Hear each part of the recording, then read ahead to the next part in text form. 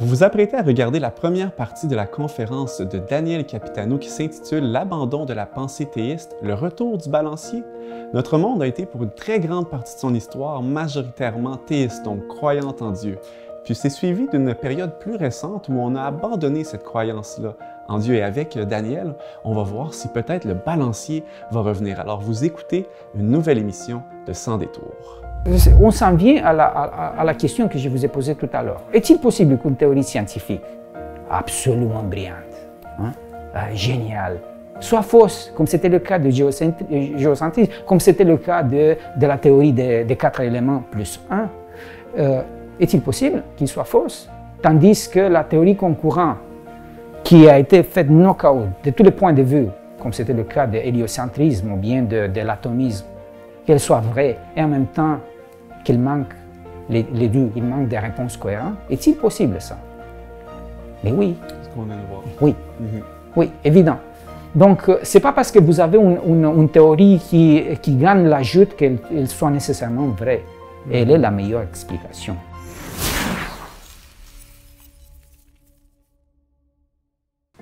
Encore une fois, messieurs, ravi de vous retrouver pour une nouvelle émission sur notre chaîne de Vers Jésus. Vous êtes maintenant des habitués. Daniel Capitano, merci d'être avec nous. Non, merci pour l'invitation encore une fois. Et tu es accompagné encore aujourd'hui de Marc Vicuna. Bonjour Marc. Bonjour, merci. Vous êtes tous les deux membres du ministère Harmonie, Science et Foi. Et c'est dans ce cadre-là que vous avez participé déjà à d'autres émissions avec nous sur notre chaîne. Oui. Et puis aujourd'hui, on continue dans un peu le même modèle que la dernière fois. Où Sébastien Roy-Lavallée, bonjour. Salut, toujours un plaisir. On est encore l'audience, on est encore l'auditoire, dis-je, pour être présenté d'une manière semi-privée parce qu'on est nous 4, mais on a aussi des centaines, voire des milliers de personnes qui vont pouvoir se joindre à nous à travers l'Internet et la chaîne YouTube pour justement profiter de cette présentation-là qui est en 3 parties. Et puis Daniel, je me tais, je te donne la parole et puis tu vas nous présenter le sujet aujourd'hui. Oui, le sujet d'aujourd'hui concerne un questionnement qui pourrait agacer certains, qui ont probablement des notions d'histoire, de la pensée philosophique des académiciens. La question concerne comment ça se fait qu'après tant d'années de théisme, on s'est retrouvé dans la période plus moderne, avec un rejet catégorique de cette pensée. Puis pour quelle raison la pensée théiste a cette tendance de revenir nous hanter, comme certains s'expriment. Alors, on va se permettre de faire une investigation ludique, mais pertinente sur ce qui s'est passé dans le passé, et comme les traders qui font des transactions, on va essayer de voir si on a une tendance qui se contourne devant nous autres.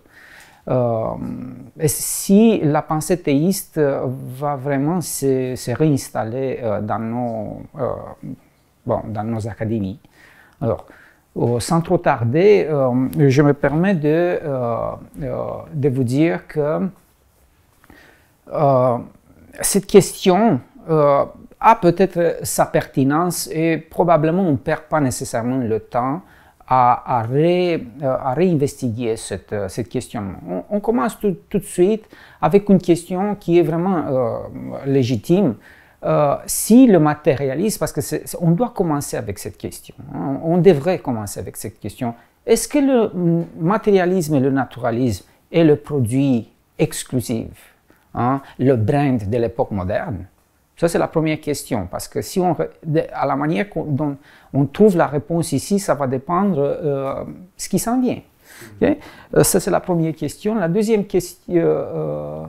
bon, alors, avant de donner la deuxième question, on va prendre chaque élément un par un. Qu'est-ce que le matérialisme? Le matérialisme suppose que toute chose est composée de la matière, et c'est presque un truisme, c'est presque évident. Les choses, quand on dit choses, on dit matière. Et tout phénomène est le résultat des interactions matérielles. C'est ça le matérialisme. Bon, le matérialisme n'ignore pas l'existence de l'espace, le temps, l'énergie, Mais l'accent, c'est sur la matière. Est-ce que c'est essentiellement le matérialisme qui a amené justement l'élan de vouloir évacuer Dieu? Est-ce que c'est essentiellement cette notion ou il y a d'autres éléments qui sont rentrés? Ben, imaginons une chose. Si toute chose est composée de la matière, et si la notion de Dieu n'inclut pas la matière, devinez quoi? Exit.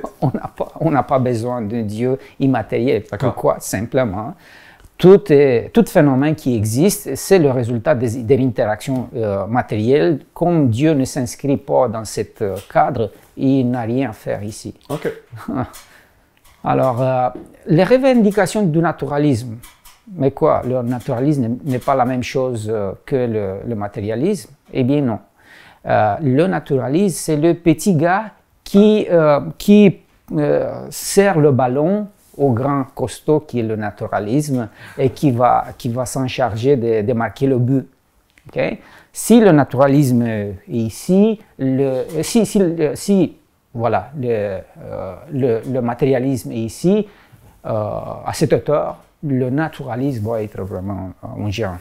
Ça, c'est pour avoir une idée des grandeurs au niveau du volume du concept, puis on va voir tout de suite.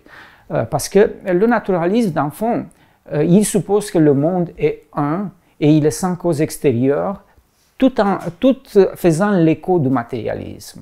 Il va se poursuivre en disant que le monde ne requiert aucune cause surnaturelle, et ça répond à ta question de tantôt. Pourquoi? Parce que s'il n'y a pas une cause extérieure, il n'existe pas un besoin d'une cause surnaturelle. Parce que tout ce qui se passe, c'est à l'intérieur de notre monde. Si je te devance, tu me remets à ma place, puis je serai patient. On remonte à environ quelle époque, cette montée de ces... Le naturalisme, c'est Ouais. peut-être prématuré de répondre. Okay. Alors, on va poursuivre, puis on va voir ce que l'histoire nous dit, finalement. Super, Okay? parfait. Alors, donc, on n'a pas besoin d'une cause surnaturelle. Il n'existe donc, la conséquence de ça, c'est qu'il n'existe aucune source non naturelle de connaissances. Ça veut dire, ça n'existe pas de révélation divine selon le naturalisme. Pour quelle raison? Ben, s'il n'y a pas de cause surnaturelle, imaginez donc. S'il n'y a rien extérieur à notre monde qui pourrait nous communiquer quoi que ce soit, il est bien évident pour le naturalisme qu'on n'a pas une source de connaissances surnaturelles en dehors de notre monde qui vient nous brouiller les cartes. Hein. Alors, la vie, notre revendication, est issue de la matière non vivante par un processus mécanique aveugle de transformation et d'organisation de cette matière. C'est un processus qui émerge d'une façon ou d'une autre selon des lois, je ne sais pas moi, du progrès, je ne sais pas. Le résultat, c'est ce qu'on voit aujourd'hui. Il fait un bel job, le naturalisme, en regardant tout ça.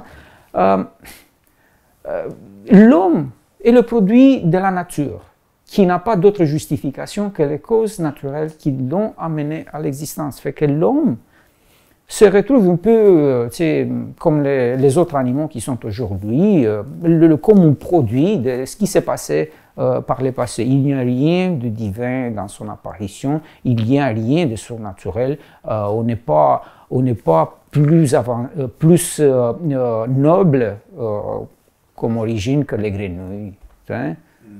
Les singes, voilà, c'est ça. L'homme est un peu partie de notre monde, puis il devrait garder quand même sa place. Hein? Le naturalisme a une attitude optimiste quand il s'agit de connaître le monde, et il penche plutôt pour l'utilitarisme. Voilà, c'est un grand mot, mais ça vient de l'utile, hein? Ce qui est utile.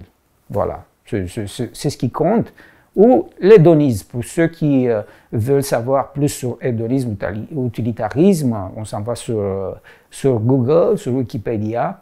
Mais hédonisme en deux mots, ça veut dire aimer le plaisir. Hein? Puis la meilleure vision... Oui. Question. Donc le naturalisme, est-ce qu'ils croient, eux, parce que là, vous avez dit que les êtres humains font partie du reste de l'ensemble, ils ne sont pas plus importants qu'une grenouille. Donc, Mais est-ce que le naturaliste croit à l'évolution ou c'est... Oh oui. OK. Oui, ce qu'on vient de décrire là, c'est qu'il s'agit d'un processus naturel qui amenait à l'apparition de ce qu'on voit aujourd'hui avec l'humanité dans une quelque part. Okay.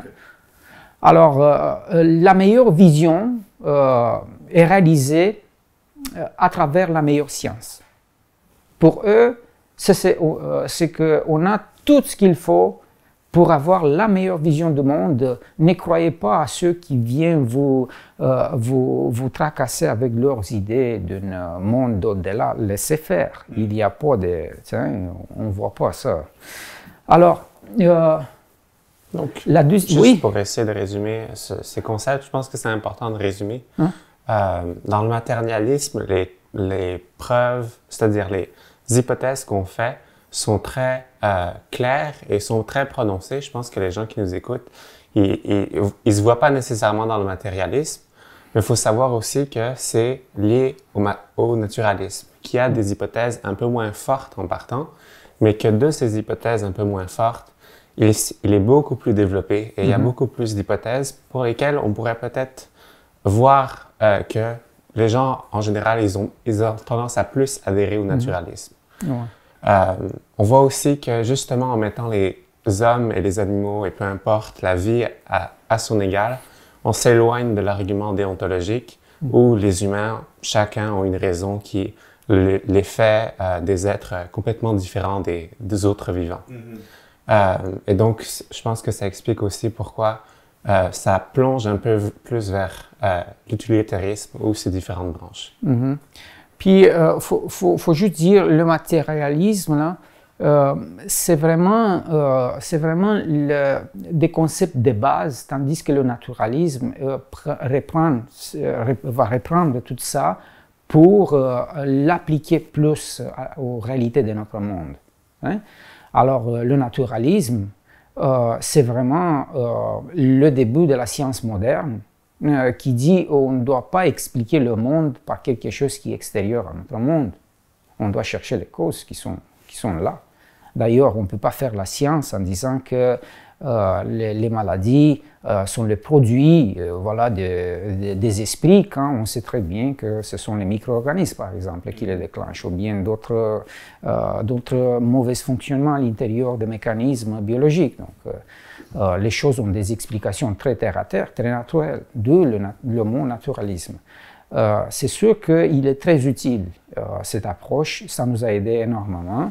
Parce que finalement, on doit, pour régler les problèmes, il faut connaître les causes.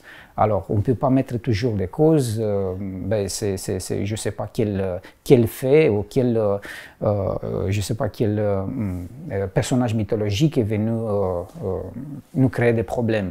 Il faut chercher les problèmes là où ils sont. Il ne faut pas les inventer. Faut pas... Ici, ils ont eu un bon apport. D'ici, en disant qu'ils ont raison sur toute la ligne, on va voir. On va voir. Maintenant, la deuxième question, la première question, ce sera de déterminer si le matérialisme et le naturalisme sont le produit de l'époque moderne uniquement. Et la deuxième question concerne, c'est une question qui se penche sur le pouvoir. Est-ce que l'hégémonie de l'athéisme s'est-elle instaurée dans le monde académique occidental d'une manière légitime? Comment est-ce que ça s'est fait? Okay? Parce que de la façon dont on va répondre à cette question, ça va dépendre les prédictions à venir. Okay? Donc, comment l'hégémonie de l'athéisme s'est-elle instaurée dans le monde académique occidental? Parce que de cette façon, on va déterminer ce qui s'en vient. D'accord? Notre histoire commence avec un monsieur qui a un nom qui ressemble avec ce que je trouve sur mon passeport. Oui, c'est ce que j'allais Oui, il s'appelle pour de vrai Canada. OK? Il n'y a pas de lien. Il n'y a pas de lien.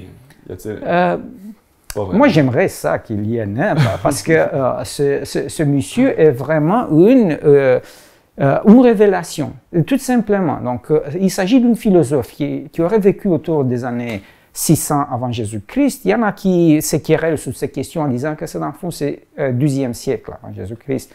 Mais on ne s'attarde pas trop sur ce genre de détails. Tout ce qui nous intéresse, c'est ce qu'il dit, et comment les choses se sont déroulées. Alors, Kanada, il a regardé une affirmation qui était vieille dans les écoles de pensée hindoues, puis en tout cas qui existait dans le territoire habité par les Indiens. Des gens qui sont vraiment penchés sur les questions de mathématiques, de philosophie, des gens qui avaient des écoles de pensée vraiment avancées, peut-être en tandem avec ce qui s'est passé dans le Babylone.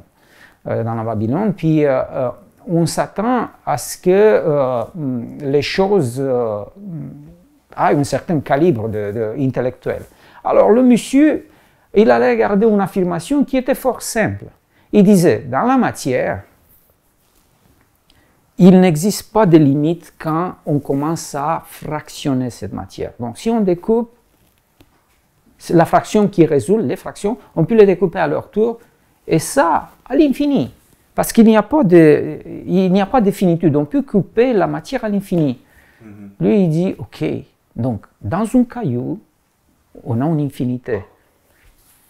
Est-ce que c'est la même infinité qui existe dans la chaîne Himalaya? Ça veut dire que est-ce que l'infini qui existe dans le caillou, c'est le même infini qui existe dans la chaîne Himalaya, en termes de volume? Ça devait lui gratter la tête beaucoup. Oui, il disait, mais comme ça se peut pas. Parce que le poids n'est pas pareil, et le volume n'est pas pareil. Ça ne marche pas, cette histoire. Alors pour lui, il a dit, pour que ça se tienne à la route, on devrait avoir à la base de la matière quelque chose qui est plutôt insécable, qui au fil du temps, je ne sais pas s'il a donné ce nom, hein, ce sont les Grecs qui ont donné le nom d'atome, qui vient de atomos. Tomos, c'est une partition, c'est une coupure, ok? C'est pour ça qu'on a des tomes, dans des livres, on a des tomes, hein? Ce sont les coupures. Mais quand on dit atomos, c'est qu'on n'arrive plus à couper, ça devient insécable. Okay? Donc l'unité fondamentale a été appelée atome. C'est sûr, aujourd'hui on le coupe pas mal, l'atome, mais l'idée reste pareille. Là, quelque part, en avançant dans ce processus de division, on est obligé de s'arrêter. On n'arrive plus à couper, à casser le morceau, ça devient insécable. Et ça, le morceau ultime qui résulte, c'est la brique fondamentale avec laquelle on construit tout ce qui est visible. Donc, ça a l'air un peu tannant. Pourquoi est-ce qu'ils se cassent la tête avec ce genre d'histoire? Est-ce qu'ils n'ont rien d'autre à faire? Ben, c'est qu'on avait des théories concurrentes, puis on devrait expliquer les choses, les conséquences de ces idées étaient tout à fait différentes. On va voir. Alors, comme on avait des marchandises qui circulaient librement entre l'Orient et l'Occident, les Occidentaux, tels que les Grecs, aimaient beaucoup faire des transactions commerciales, surtout à travers les voies maritimes, mais pas seulement, avec des caravanes aussi, avec des chameaux, puis tout ça. Alors, pourquoi? Parce qu'il y avait toujours une opportunité. La Grèce n'était pas le pays la plus richissime du point de vue des ressources. Les Grecs étaient des gens ambitieux, avides de connaître, des entrepreneurs, des bons navigateurs, voilà, des bons commerçants. Alors, comme ils n'avaient pas rien d'autre à faire, ils se sont mis à dire, ben, allons jusqu'au plus loin. Voir. Ils ont découvert l'Inde avec toutes ses richesses, ils ont dit, voilà des gens extraordinaires, avec des marchandises extraordinaires, une opportunité d'affaires. Ils ont amené toutes sortes de trucs, dont cette théorie. On a appris par des gens de la place éloignée où on est allé, en Inde, que dans le fond, ce n'est pas ce qu'on croit nous autres.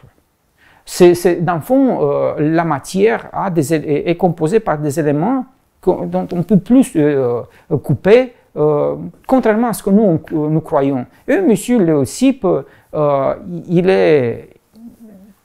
semble-t-il, il est entré en contact avec cette idée, alors il va trouver ça intéressant et il va la structurer non pas à l'indien, mais à la grecque. Il va faire toute une théorie qui, dans le monde occidental, a commencé à faire des vagues à ce moment-là, en pleine Antiquité. Leucippe, qui aurait vécu un petit peu, semble-t-il, dans le même moment, peut-être avec Canada. Démocrite lui suit. On dit de Démocrite qu'il a eu cette révélation pendant que peut-être il était en train de se réveiller un bon matin dans une maison qui était, on connaît bien, on n'avait pas trop de fenêtres, puis à travers la structure du bois qui environnait ça, il y avait des fentes de lumière, puis il voyait la poussière dans le rayon du soleil. Puis il a une révélation. Voici le monde dont on ne voit pas. C'est ça le monde, la poussière, des atomes dans le vide. C'est ça notre monde. Et depuis ce temps-là, voilà, Leucippe lui a mis la puce à l'oreille, puis les choses ont commencé à se dérouler sur ce trajet de l'atomisme. Alors, Lucrèce reprend leurs travaux plus tard. Lucrèce, c'est tout un poète, un romantique formidable. C'est quelqu'un qui a laissé une empreinte extraordinaire sur la culture universelle. Et il semble-t-il qu'il avait des problèmes avec des prêtres. On avait des prêtres dans son temps. Il avait des problèmes avec les dieux de son temps, avec les religions de son temps. Il pétait des coches des fois. Il a fini par se suicider parce que le monde est quand même plate. Mais mis à part ça, ce qu'on a de lui, ce sont des chefs d'œuvre. Okay? Puis c'est grâce à lui qu'on voit la philosophie de Leucippe et Démocrite, puis probablement les conséquences. Alors, on a vu que les revendications du matérialisme, c'est que toute chose est composée de la matière, tout phénomène est le résultat des interactions matérielles. Eh bien, c'est exactement c'est un peu ce qu'eux ils croyaient.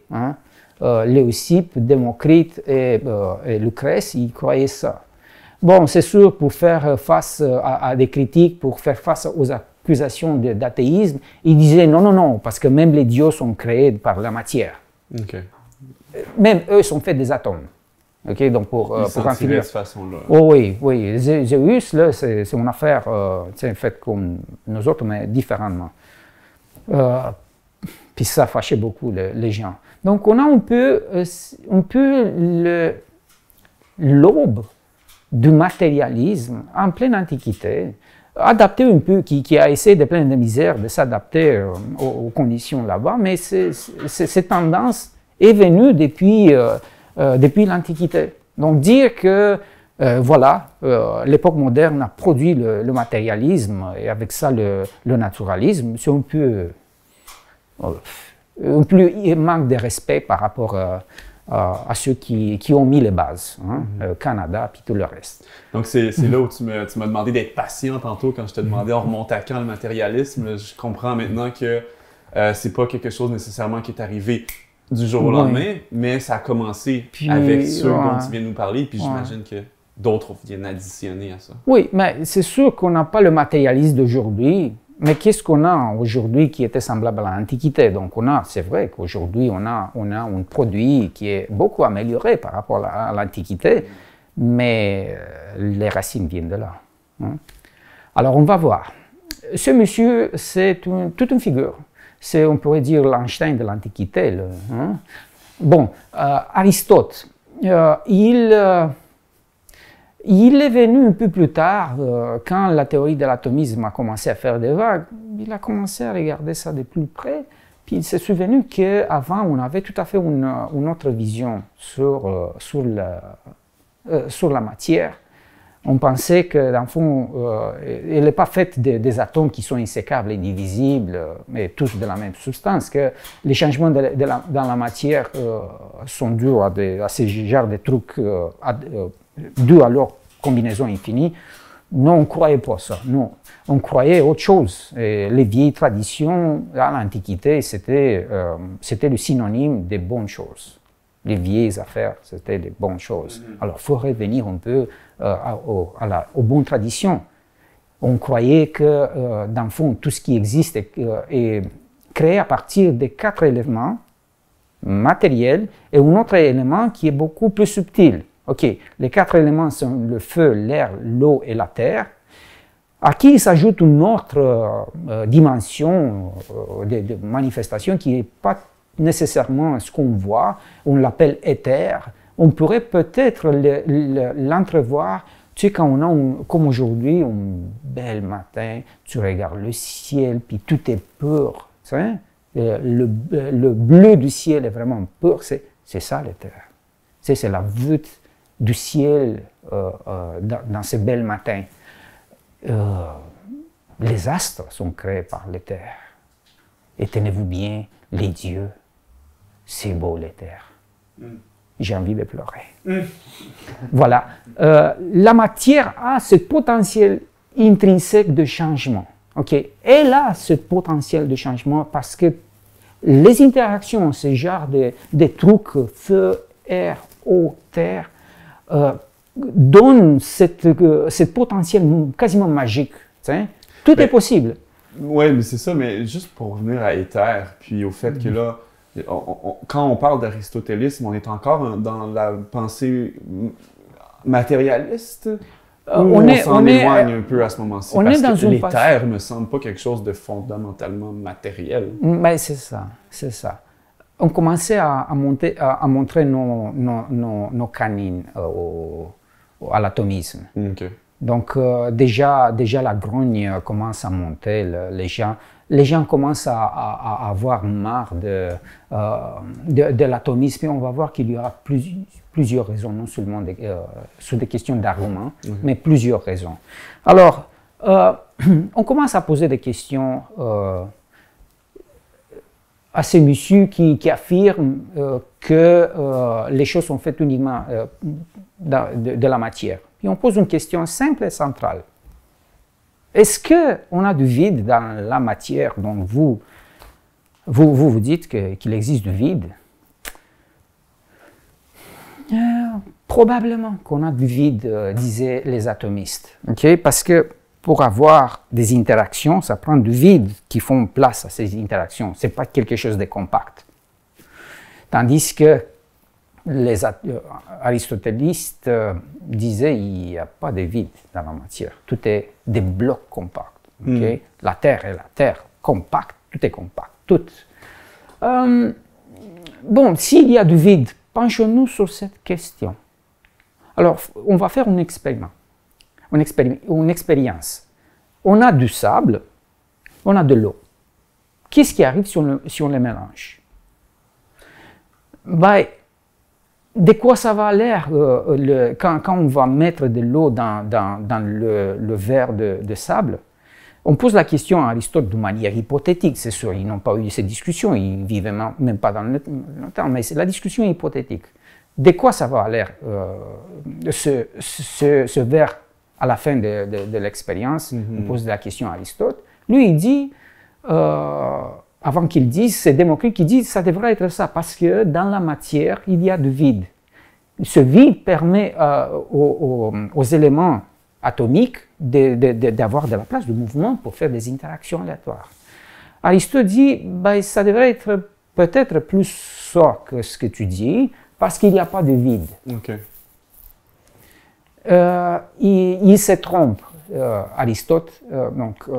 C'est que si on met de l'eau dans un verre de sable, les choses ne vont pas avoir l'air de ce qu'Aristote faisait comme prédiction. Probablement, Aristote va recalculer ses affaires en disant, bon, attends un peu, parce qu'il s'agit des éléments qui restent un peu les unes contre l'autre, sont des petites particules. Ouais. Mais chaque particule, elle, est indivisible. Donc, on ne compte pas le vide qui existe entre les particules de sable qui sont finement cassées Nous, on pose la question sur le sable lui-même, si on peut mettre de l'eau. Ça ne rentre pas de l'eau, là. Donc il n'y a pas de vide. Donc on va avoir une récalibration de l'expérience. OK. Je trouve que c'est simple, là, ça fait de la boîte. Oui, c'est ça. Mais la question était du volume. Le volume final, si on a du vide, si ça va exactement se superposer ça rentre les unes dans l'autre, ce qui prouve qu'il y a du vide à l'intérieur du sable.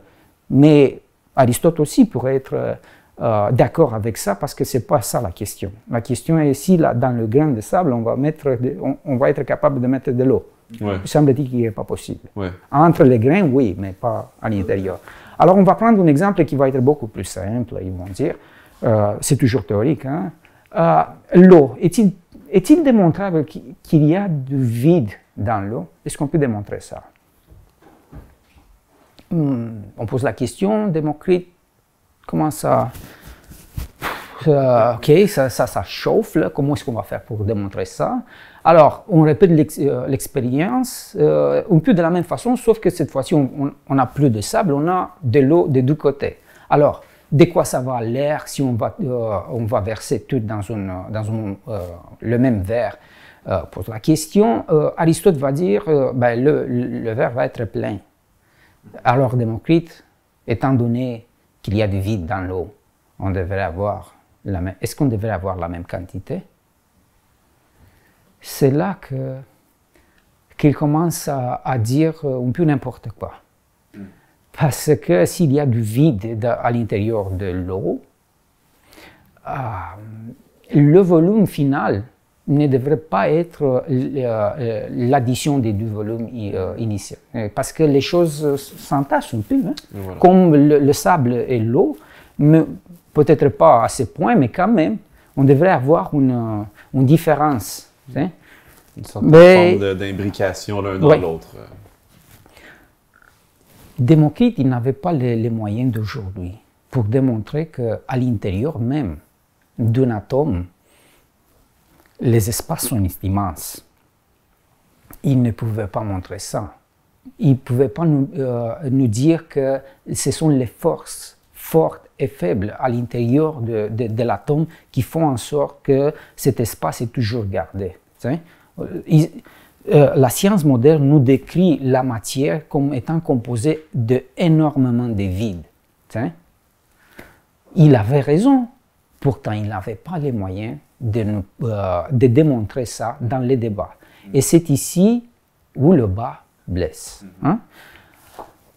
Alors, on poursuit la dispute parce que la question du vide dans la matière, c'était une point sur l'agenda. Une autre question concerne les lois qui régissent les mouvements des atomes. Nous, on sait bien que les lois du mouvement dans notre monde ont des explications précises. Alors, il pose la question à l'exposant de l'athéisme, de l'atomisme, je m'excuse, il pose la question, montre-nous les lois des atomes. Mais poser cette question, ça prend un Planck, ça prend un Schrödinger. C'est pas Démocrite qui va expliquer ça. Hein? Ils n'étaient pas capables de faire ça. Est-ce qu'ils avaient raison dans leur théorie? Oui. Est-ce qu'ils étaient capables de donner une explication? Non. Tandis qu'eux autres, ils disaient, on a des preuves empiriques, logiques, intuitives. Ce que vous dites, c'est farfelu. Un autre point, c'est que la matière semble-t-il qu'elle est plutôt en repos. S'il n'y a pas quelque chose qui les met en mouvement, elle reste là. Tandis que vous dites que la matière, ça bouge tout le temps. Montre-nous ça, parce que nous, on ne voit pas ça. Si l'eau s'écoule, ben, elle va finir par rester comme ça. Hein? Et finir par arriver dans la mer. Et la mer, ce sont les vagues qui les vont. Mais ça ne va pas plus loin que ça. Donc la matière est plutôt en repos. Puis, ici, on a les choses ça va être vraiment la flammèche qui va mettre le feu au baril de poudre. La question des dieux. Parce qu'à la matière, on ajoute l'âme. Et votre âme est composée de l'éther. la matière de Dieu. Tandis que l'autre dit non, les dieux sont faits des atomes. Sacrilège. Alors, les disputes vont aller loin. Hein. Puis, c'est parce que les atomistes vont dire ne pas craindre les dieux, sont tous comme nous autres. On s'en fiche, c'est leur monde, ils sont méchants, ils sont mesquins, tout comme nous. Alors pourquoi est-ce qu'on devrait montrer de la piété envers des êtres qui sont pas meilleurs que nous autres? Tandis que dans le chant d'Aristoteles, il disait non, les dieux, il faut contempler leur œuvre, c'est magnifique. Comment est-ce que vous dites ça? C'est vraiment manquer de respect. Autre chose, la vie est faite d'une gestion des plaisirs. Il faut aller pas si fort, mais il faut profiter quand même. Tandis que les autres disent non, il faut aller dans une harmonie. C'est quoi cette affaire des plaisirs, hein? Une autre chose, c'est que les atomistes étaient non élitistes. Tout le monde est dans la même gagne. On s'en va tous ensemble. Hein? On dépend tous les uns des autres. On doit trouver le plaisir de l'amitié, garde. Tandis que les autres, de l'autre camp, étaient élitistes, étaient pro-religieux. Les autres étaient plutôt sceptiques. Ils n'avaient rien à faire les uns avec les autres. Donc, vous voyez tout de suite que ça commence à se polariser, pas mal. Alors, c'est intéressant de constater que les théories qui étaient à prime abord, semble-t-il, simplement sur comment s'il y a de l'espace entre les atomes et ainsi de suite, mais ça a des retombées au-delà de... Mais c'est ça. Puis, je ne sais pas si vous voyez ce que je vois, mais c'est un peu la gauche et la droite aujourd'hui. Si vous les regardez un peu de loin, ils sont tous un peu, chacun dans leur champ, puis ils sont tous dans le champ. Alors, c'est pas pour faire le smart, mais regardez un peu ce qui se passe. Qui avait raison? Eux autres, ils avaient raison sur certains points, les autres sur des autres points, ils ne s'attendaient pas, puis... Mais on peut voir vraiment que donc cette transition-là de un peu la connaissance théorique aux concepts sociaux qui affectent toute la population. Du coup, à la fin, c'est ce qui est en accord avec les mœurs de l'époque qui va trôner. On sait que Aristote ensuite va devenir extrêmement populaire juste par ce fait que c'était déjà un peu en accord avec la pensée des gens de l'époque. C'est ça. Bon, je pense que je vais laisser Marc, ça va être parce que le résumé, c'est vraiment magnifique. Donc, c'est au-delà de la philosophie. Effectivement, ce que tu dis, Marc, c'est vrai. À la fin, on va aller dans une autre direction, parce que l'aristotélisme, selon, il a bien dit, Marc, mon collègue, donc l'aristotélisme commence à s'instaurer tranquillement, à écarter un peu, à mettre en marge l'atomisme par des différentes façons, non seulement sur l'impact social, sur leur popularité, sur l'admiration du public, donc, mais aussi sur des arguments. On a vu les arguments étaient à ce moment-là, les arguments des aristotélistes étaient imbattables, tandis que les autres, les atomistes, n'avaient pas une base conceptuelle valide pour le monde, pour le niveau scientifique de leur temps. Ce qui les a mis en marche. C'est ce qui s'est passé. Alors, le géocentrisme disait que la Terre est au centre de l'univers. Puis là, faut pas nécessairement les juger. Hein? Dites que le Soleil est le centre de l'univers qui ne bouge pas. Regardez un peu le ciel. Qu'est-ce qui se passe? Est-ce que le Soleil que vous voyez est fixe? Il bouge pas mal. Alors dire qu'il ne bouge pas, c'est un peu trop. Hein? Il y a un monsieur qui s'appelait Aristarque, qui vivait dans une place qui s'appelait Samos, qui a regardé un peu cette affirmation, puis il est arrivé à la conclusion que dans le fond, c'est le Soleil au centre de l'univers. Pour quelle raison? Parce que le recul apparent des astres errants semble plutôt être mieux expliqué par le fait que le Soleil est le centre de l'univers. Là, ce que je viens de vous dire, c'est un peu du blabla, c'est du n'importe quoi. C'est effectivement ce que les autres pensaient aussi. Donc, tout d'abord, expliquer c'est quoi les astres errants. On observe sous la voûte céleste, avec les yeux des Grecs, avec les yeux des Babyloniens, deux phénomènes curieux. Tout d'abord, on a des étoiles qui sont fixes et d'autres étoiles, puis je mets toujours en guillemets étoiles, parce que c'est ça qu'on voyait, qui sont errants. Donnons un exemple, l'étoile, en guillemets, qu'on appelait Mars. Si vous voyez à chaque nuit, là, il a un point sur la trajectoire. Mais à un moment donné, il va faire une espèce de boucle pour reprendre le chemin. Puis, eux autres, ils disaient, ben, c'est comme ça que ça marche. La Terre est un milieu, puis les étoiles commencent à faire ce genre de danse, des pirouettes sur la Terre. On s'en fiche, c'est leur problème. Mais Aristarque dit, attendez un peu, et si on mettait le Soleil à milieu et la Terre qui tourne autour, si on fait le mouvement dynamique de tout ça, on explique mieux ce qui se passe. Mais aux autres, on commençait à poser des questions. Alors, disons que la Terre tourne autour d'elle-même et tourne autour du Soleil. En tournant sur elle-même, qu'est-ce qui se passe? On va faire une expérience. On va prendre un gros tourniquet, là. Vous avez un tourniquet qu'on est capable de le mettre. Mais on va prendre un plus gros, ok? On met de la poussière au-dessus, puis on commence à le tourner. Qu'est-ce qui se passe avec la poussière? Mais ça ne reste pas dessus. Ok? Alors, qu'est-ce qui se passe avec nous si nous tournons? On va être propulsé. Sur l'espace. Alors, comment ça se fait qu'on n'est pas propulsé? Vous savez, ça prend un Galilée pour expliquer. Mais à date, un Galilée, même un Newton pour expliquer ça. Mais à date, à ce moment-là, on n'avait pas ça. Est-ce qu'Aristarque était capable d'expliquer ça? Non. Alors, donc, ça c'est la première chute qu'il a perdue. La première bataille est perdue. La deuxième question, bon, mettons que la Terre tourne. Okay? On lance un projectile dans le sens du mouvement de la Terre.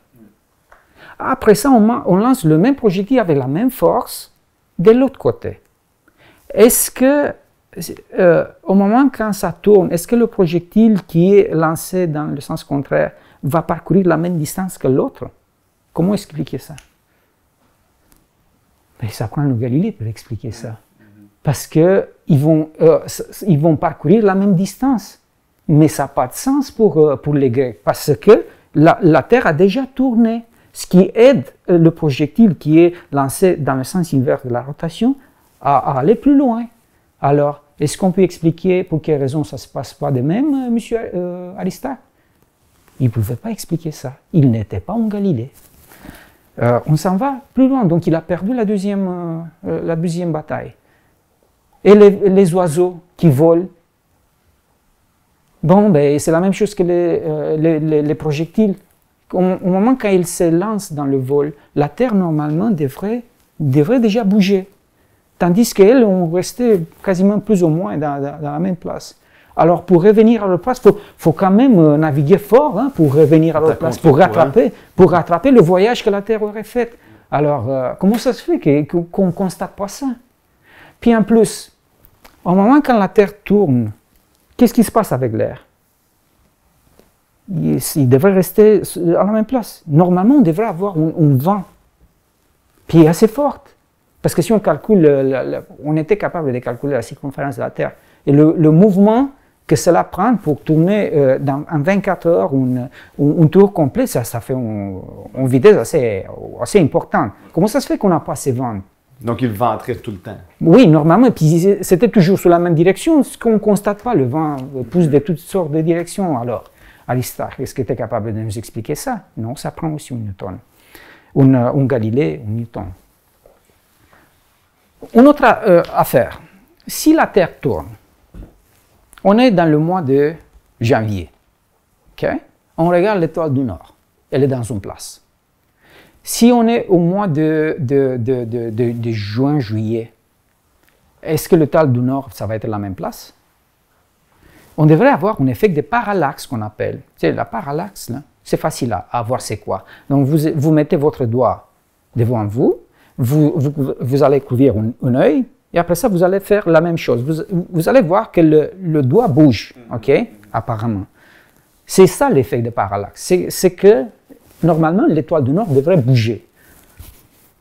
Ils ont fait l'expérience, ça ne bouge pas. Même après la découverte de la lunette, Galilée a essayé de voir si ça bouge et ce n'était pas évident de voir ça. Ça prend plus de... Ça prend les télescopes de Newton pour voir ça. Hein. Donc, l'effet de parallaxe n'était pas là au rendez-vous, puis il ne pouvait pas expliquer pourquoi. Il a peut-être dit, ben c'est parce que l'univers est trop grand. Et c'est pour ça que c'est tellement loin qu'on n'est pas capable de voir l'effet de parallaxe. Puis il dit, wow, attends une minute, comment tu dis c'est bon, mais combien de grand? Puis on va avoir une dispute qui ne finira pas. En tout cas, Aristarque n'était pas convaincant, là. Il dit, laisse faire. Hein? Il a fait des calculs, mais les calculs... Une autre tuile qui s'est abattue sur la tête des pauvres Aristarque, c'est la question du soleil. C'est quoi le soleil? C'est du feu. Est-ce que le feu, c'est lourd? Est-ce qu'il est au moins, plus ou moins, aussi pesant que la Terre? Mais voyons donc, c'est du feu, c'est léger encore rien. Mais, puis, il est combien grand, le Soleil?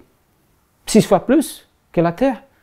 Mais mettons qu'on a une affaire qui est, un feu qui est 6 fois plus qu'un morceau qu'une roche. Est-ce que si on le laisse dans le vide, qui va attirer autour de lui qui le feu qui est léger ou bien l'envers? Mais ça n'a pas de sens. Donc, encore une fois, on ne peut pas démontrer qu'un élément aussi léger que le Soleil peut être fixe. Qu'est-ce qu'Aristarque aurait pu dire? Que ce feu qui est dans le milieu de notre système solaire est dans le fond 98% de la matière qui existe dans notre système solaire. Est-ce qu'il avait des arguments de dire ça? Ça, on sait aujourd'hui. C'est que nous, les autres planètes qui orbitons autour du Soleil, on est juste des miettes autour du grand festin du Soleil. Le poids combiné de toutes les planètes qui gravitent autour du Soleil, c'est 2% de la masse du Soleil. Donc, proportionnellement, 100% de la masse du système solaire, 98% juste le Soleil. Nous autres, on est des poussières, des miettes. Dire ça, commencer à l'Aristarque de dire, voilà, c'est ça la réalité, le feu est tellement grand qu'il est plus pesant que n'importe quoi, c'était la plus farfelue chose à dire. Parce que le Soleil, tu regardes, c'est pas aussi grand que ça, mais voyons donc. Puis dire que c'est juste parce que c'est loin, mais laisse faire. Hein? On ne croyait pas ça. Montrez-nous les calculs, sur quelle base est-ce que tu te bases. Il n'avait pas d'instrument, il n'avait rien pour prouver ça. Donc, est-ce qu'on peut les blâmer d'avoir rejeté Aristarque? Je ne pense pas.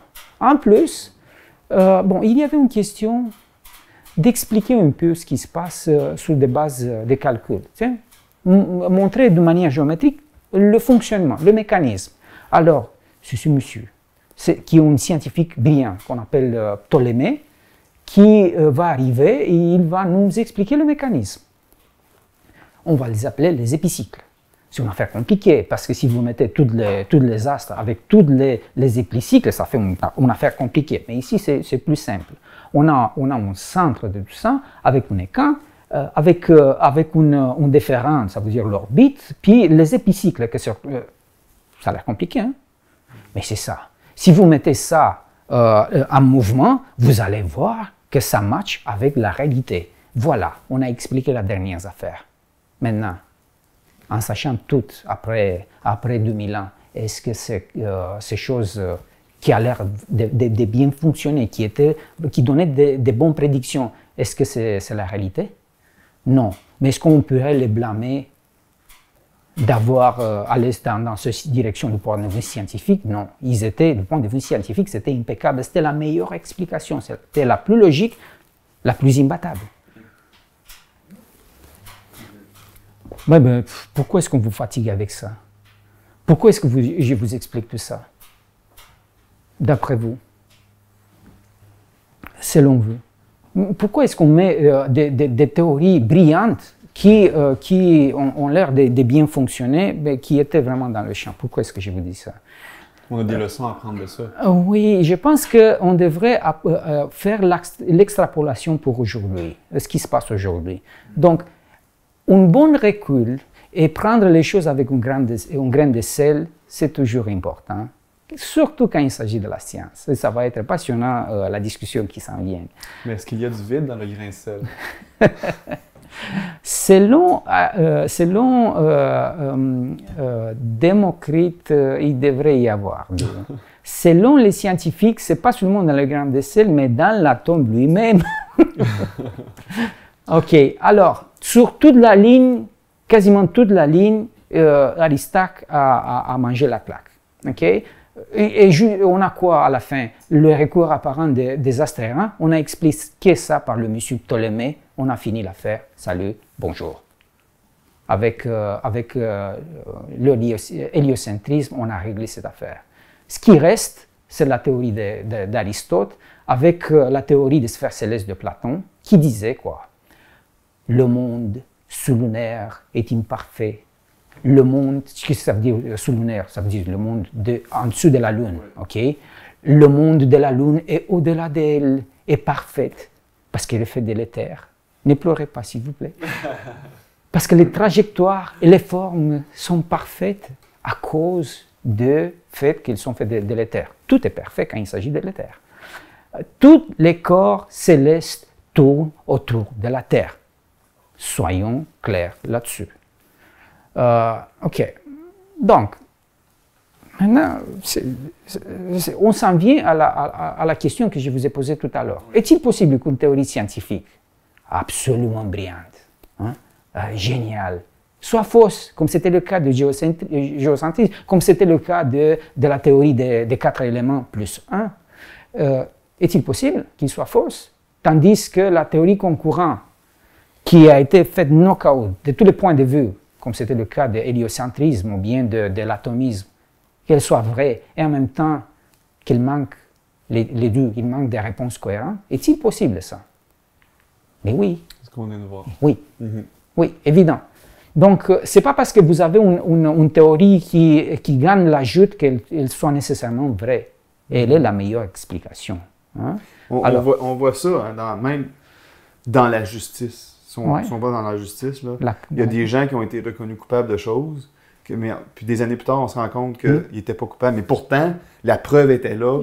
Les avocats c'était solide, le juge a accepté cette preuve-là. Oui. Il est déclaré coupable, mais pourtant, il ne l'était pas. Oui, donc les procureurs avaient raison sur la preuve, mais finalement, la solidité de leur cas, des années plus tard, a été invalidée. Hein? Donc la science est l'explication la plus logique qu'on puisse trouver concernant la nature et non pas la prétention que cette explication est la vérité absolue et éternelle. La science, c'est un chantier, un continu développement. Elle n'est pas l'édifice fini. Donc, on construit des échelles autour de ce truc qu'on appelle l'univers en regardant ce qui se passe. Mais l'échelle n'est pas la même chose que l'univers. Ce qu'on bâtit autour de ça pour comprendre le mécanisme, ce n'est pas la même chose que la réalité. C'est ça la science. Un instrument. C'est un instrument et il a des limites, et vachement, là, les limites sont vraiment petites, des fois. On fait des avancements, mais on dirait que c'est l'effet de Fata Morgana. Donc, plus qu'on avance, plus que ce qu'on voit s'éloigne. Plus que les connaissances vont être étendues, plus que la compréhension des choses devient de plus en plus difficile. Alors, pour aller plus loin, c'est de dire que la science se réserve toujours le droit de se tromper. Okay? C'est pas comme le pape là, qui a toujours raison. La science n'est pas le pape. Elle n'a pas le dogme. Elle ne se permet pas à avoir ça à cause des réalités historiques. Elle peut se tromper, elle a le droit de le faire. C'est la manière dont nous progressons dans la science. Une théorie scientifique sérieuse aujourd'hui, ça c'est la deuxième chose qui découle, sera peut-être l'amusement de demain. On s'amuse en regardant ce qui s'est passé il y a longtemps. Pourtant, c'était sérieux. Donc, probablement, on s'attend que ce qui est sérieux aujourd'hui, qui a l'air assez arrogant, demain, ça va être dérisoire, ça va être ludique. Je lisais une histoire à mes enfants très récemment sur les frères Montgolfière. Puis au début, eux pensaient que ce qui faisait vraiment voler le Montgolfière, c'était d'avoir emprisonné une forme de nuage. Donc ils ont mis un feu, mais pas pour chauffer l'air, c'était pour produire de la fumée. Et puis ça fonctionnait. Le Montgolfière s'est envolé. Mais évidemment, ils ont réalisé plus tard que c'était pas la fumée qui faisait que ça s'envolait. Donc, c'est un autre exemple que j'ai récemment pu constater de ce qui semblait être tout à fait vrai, selon leur expérimentation, mais ça ne s'avérait pas être exactement la source ou la cause réelle de ce qui fonctionnait. OK. Donc, une autre chose, ce n'est pas parce que les choses sont fonctionnelles et donnent des bonnes prédictions que la théorie qui est derrière est valide. Ce n'est pas parce que Ptolémée était capable de faire la prédiction de la position de Vénus à un certain moment de temps que la théorie était, sa théorie des écrans, puis tout son dispositif mathématique était cohérent avec la réalité. Donc, le fait que vous êtes capable de faire avec une théorie de prédiction n'est pas la garantie que votre théorie est valide sur tous les points, du point de vue absolu. Le fait qu'elle fonctionne n'est pas la même chose que la validité de votre théorie. L'une est une chose, l'autre est une autre chose. Et c'est vraiment une claque qui est reçue sur beaucoup de théories aujourd'hui parce qu'on voit des prédictions qu'on fait et on met le signe d'égalité avec la validité des théories. Donc, ce n'est pas le cas. Historiquement, cela a été démontré. Fait que, on doit prendre beaucoup de recul quand il s'agit de la science. Alors, voilà, du point de vue du pouvoir dans le monde académique, on a affaire avec une hégémonie de l'aristotélisme qui s'est maintenue pendant longtemps. On va voir les causes. Bon, on a des gens qui ont fait la promotion de cette science d'Aristote, puis une d'eux, c'est Jean Philippon. L'autre est un sénateur romain qui aurait vécu dans la période de la domination des rois ariens. Il a mal fini, lui, là, parce qu'il était romain, parce que, voilà, il luttait pour les idéaux de son pays, alors il a mal fini. Mais il était un amoureux de la sagesse d'Aristote. Ses écrits vont nous faire connaître aujourd'hui ce que l'aristotélisme disait. Un autre, c'est dans le monde musulman, quoique le monsieur est un juif, mais il opérait dans le monde musulman. Puis il est plus près de chez nous, donc c'est plutôt dans le Moyen-Âge qu'on a ces réflexions sur l'aristotélisme. Et cela a donné beaucoup d'ailes à la Renaissance. Le fait qu'Averroès a commencé à repropulser les idées des Aristote en plein Moyen-Âge a aidé le monde occidental qui était vraiment désabusé, délaissé de tout ça. Thomas d'Aquin, un peu plus tard, il va reprendre la discussion de son homologue musulman qui aurait vécu un peu avant lui. Puis la sagesse accumulée va être ajustée aux mœurs de l'Église du Moyen-Âge à un tel point qu'on va faire de lui doctor angelicum. Autrement dit, il est docteur des anges. Il montre aux anges comment ça fonctionne, au cas qu'ils ne savent pas. Okay? Alors, le christianisme se met en amour avec l'aristotélisme. Et c'est une belle histoire qui va continuer et qui va, bon, comme beaucoup de belles histoires d'amour, vont finir dans un cauchemar, dans un divorce. On a dans cette histoire d'amour le modèle géocentrique que le christianisme va mettre ça sous la forme de dogmes. Puis on a la théorie des 4 éléments, voilà, plus 1. Alors on a l'héliocentrisme qui va devoir faire son cheminement plus tard, mais de manière un peu en marche. Parce que dans le monde chrétien, des chrétiens, on n'a pas seulement une conception académique, on a une dogme religieuse. Et avec ça, c'est vraiment, les choses vont se compliquer. Alors, pour voir le cheminement de ce qu'Aristarque de Samos propose, on a eu l'aide d'Archimède qui nous explique ce qu'Aristarque de Samos disait, parce qu'Aristarque, peut-être il a mis ça par écrit, mais les écrits ont été tellement pas populaires que peut-être ils se sont perdus. Mais, parce qu'on parle d'Archimède, c'est qu'Archimède, c'est vraiment le costaud de la physique de l'Antiquité. Alors, chapeau, hein? Donc on garde ses écrits. Puis dans ces écrits, on voit, voilà, dans un paragraphe, exposer très brièvement l'hypothèse d'Aristarque.